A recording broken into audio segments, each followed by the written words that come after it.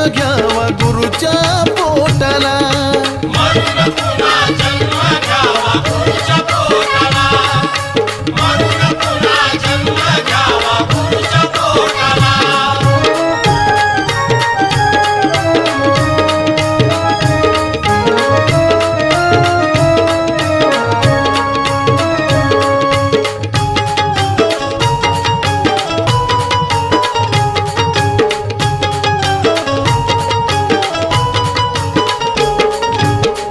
किती जरी दुनियामध्ये झाली तुझी वाहवा, शेवटाला करावा लागतो गुरुचाच धावा.